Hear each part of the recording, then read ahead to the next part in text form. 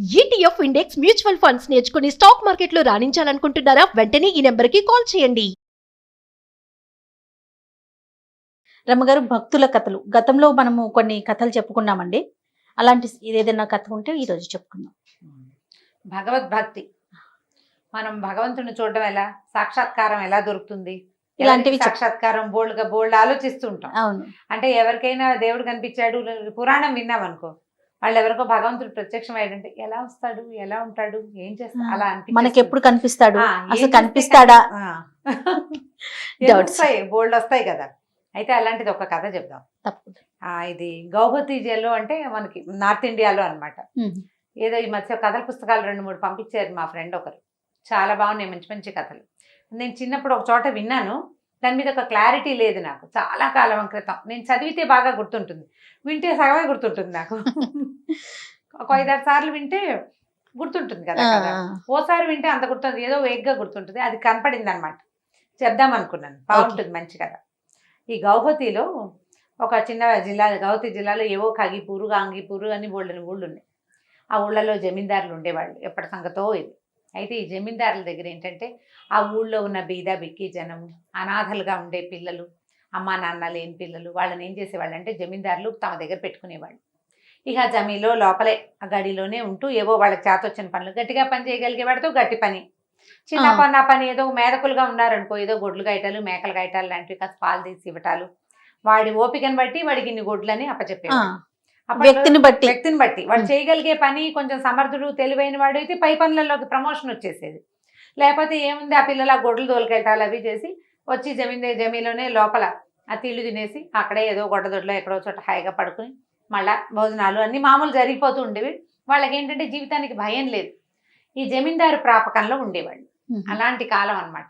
చపలుడని ఒక కుర్రాడు ఉండేవాడు. వాడు ఏంటంటే చపల చిత్తం, వాడికి ఏం మాట్లాడతాడో వాడికి తెలీదు. అమ్మ నాన్న లేరు పాపం. లేక ఈ జమీందారి కుటుంబంలోనే ఆ బయట అక్కడే చిన్నప్పటి పై పనులు చేస్తూ ఉండేవాడు. అయితే వాడు కొంచెం అమాయకుడు, మేధకుడు.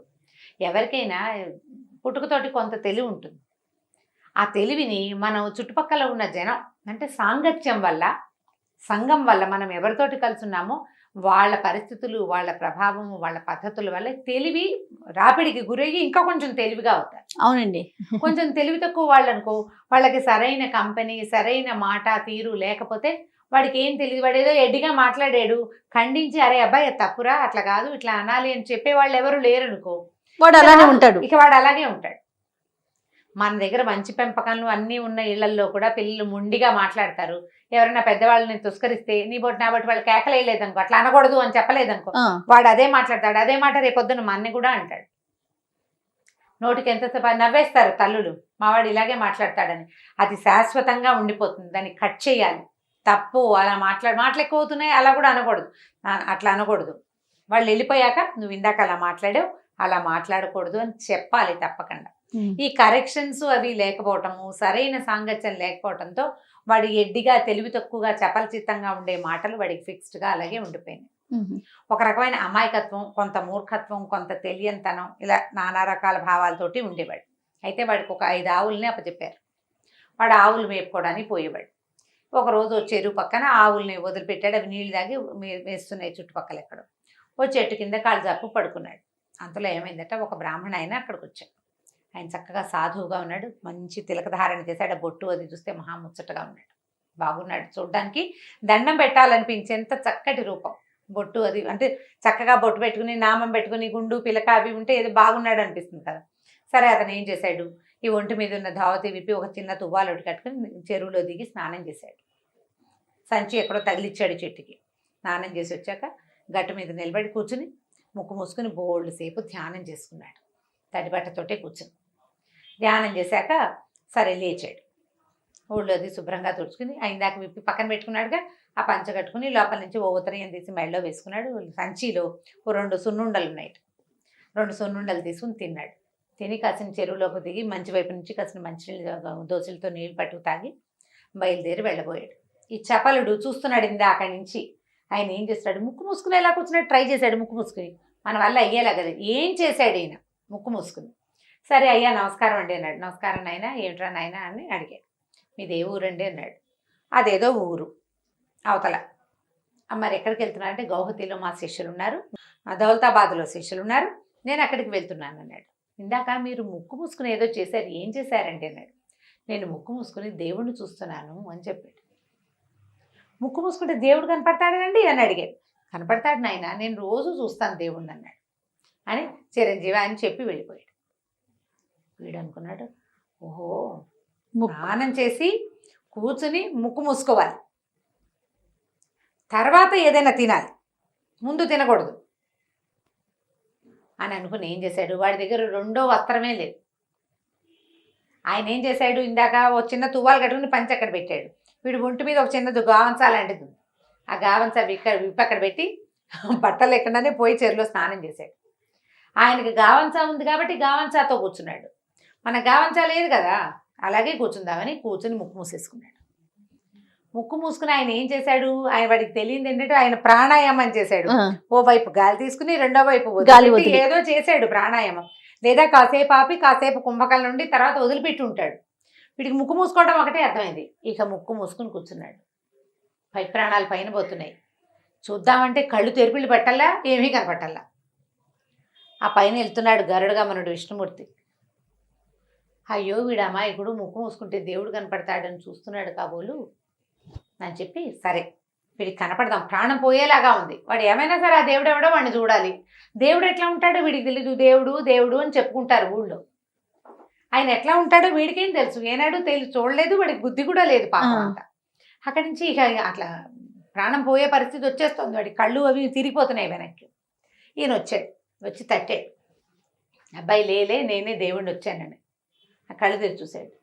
ఎవరండి మీరు అన్నాడు. దేవుడినేనైనా, నువ్వు నా కోసమేగా ముక్కు మూసుకున్నాడు. నువ్వు దేవుడివేనా అన్నాడు. దేవుడినే అన్నాడు. నాకేమిటి సాక్ష్యం నువ్వు దేవుడు అని అనేసరికల్లా నేనే రా దేవుడిని అంటే, కాదండి ఇందాక ఒక ఆయన ఇక్కడ ముక్కు మూసుకుని తపస్సు చేశాడు, ముక్కు మూసుకుని కూర్చున్నాడు.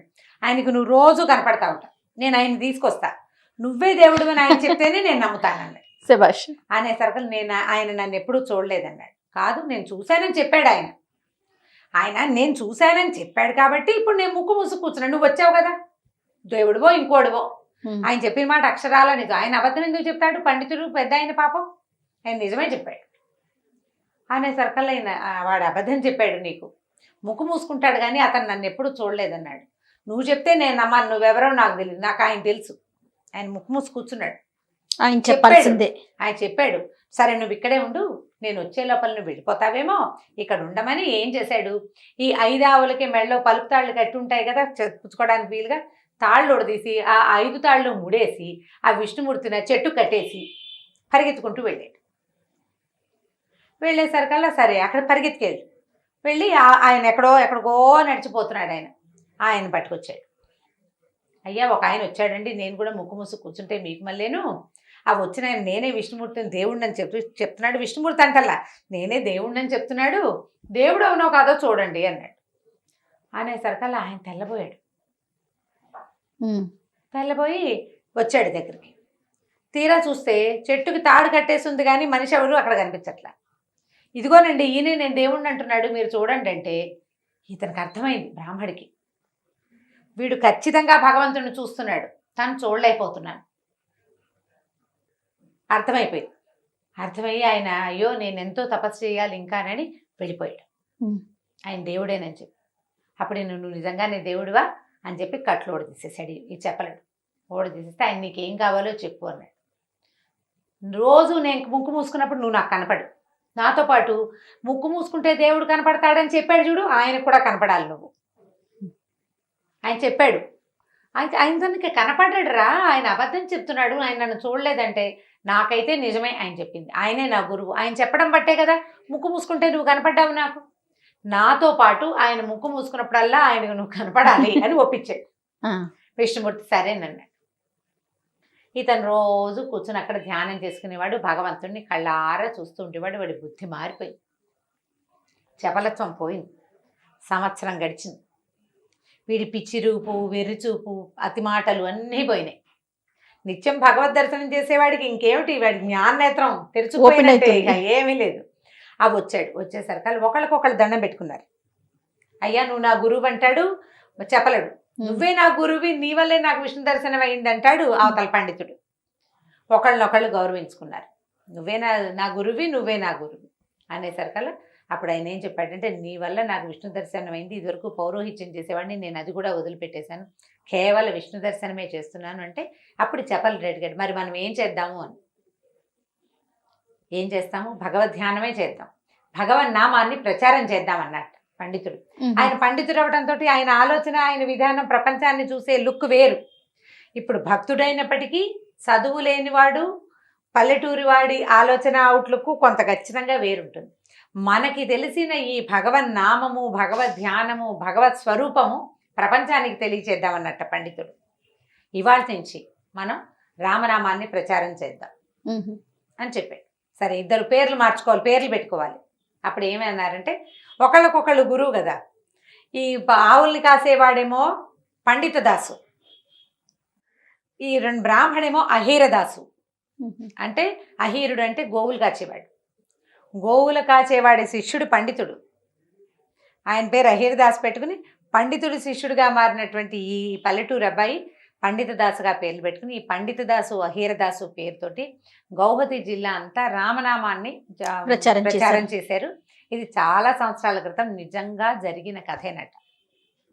ఒక పల్లెటూరు వాడికి ఒక బ్రాహ్మడు ముక్కు మూసుకుంటే భగవంతుడు కనపడతాడని చెప్పిన మాటని నమ్మినందుకు ఇద్దరికి ఒక నమ్మకం వల్లే భగవద్ దర్శనం జరిగింది.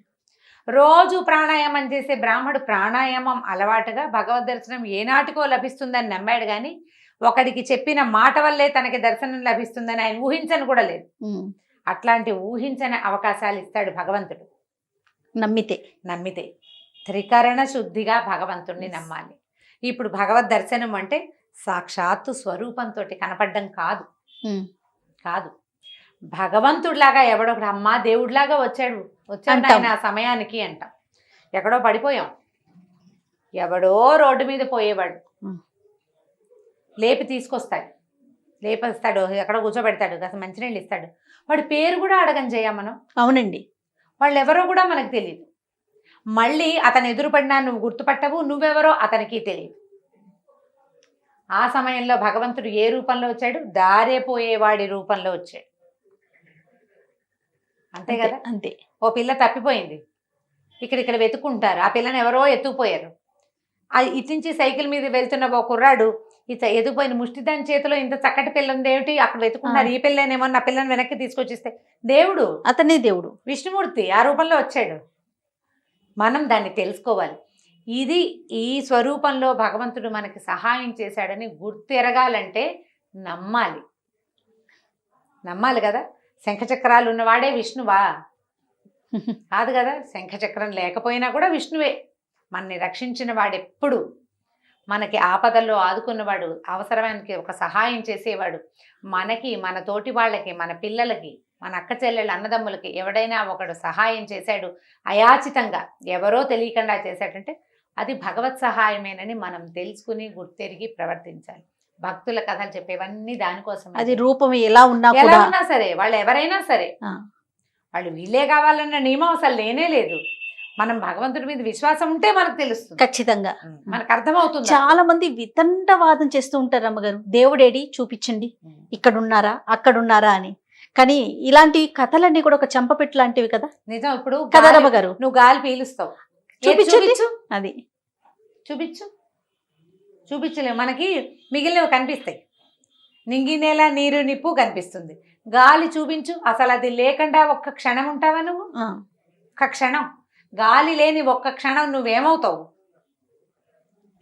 ఏది లేదు, మిగిలిన శూన్యం కదా, పోతాయి కదా, మిగిలినవన్నీ పోతాయి. ఆ మనకి ఊపిరికి అవసరమైన గాలి నీ కంటికి కనపడదు. నువ్వు పీల్చే గాలికి నువ్వు కృతజ్ఞుడవై ఉండాలి. ఆ గాలే భగవంతుడు. ఆ గాలి వల్లే నీ లోపలున్న జ్యోతి వెలుగుతూ ఉంటుంది. ఎప్పుడైతే అది రాదో ఇది వెలగదు. అంతే. నువ్వు ఇలా ఉండవప్పుడు, నువ్వు ఇలా ఉండే అవకాశం నీకు లేదు. ఇహ దాని మీద నీ కంట్రోల్ లేదు, నీకేమీ లేదు. నీ కంట్రోల్ ఉందా? గాలి లేని మరుక్షణం ఇంకేముంది? శూన్యం కదా. మనం అది తెలుసుకుని అది నమ్మాలి చేయ. అది నమ్మితే, ఇప్పుడు అందరినీ సన్యాసం తీసుకోండి, ఏదో భక్తులుగా మారిపోండి, ఎప్పుడు దేవాలయాల్లోనే గడపండి అని చెప్పడం మన ఉద్దేశం కాదు. నమ్మకం కలిగి ఉండాలి అనేది మన ఉద్దేశం.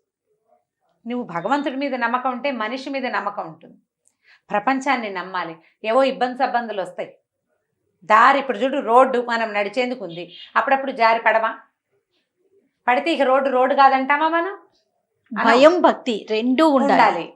ఆ రెండు ఉంటే, విశ్వాసము నమ్మకము ఉంటే చక్కగా జీవితం నడిచిపోతుంది. కొంత భక్తి కలిగి ఉండటం సజావుగా నడుస్తుంది. ఇప్పుడు మన ప్రపంచానికి చాలా అవసరం భక్తి. ఖచ్చితంగా అండి. అద్భుతమైన కథ చెప్పారు అమ్మగారు. నమస్తే అండి. నమస్తే.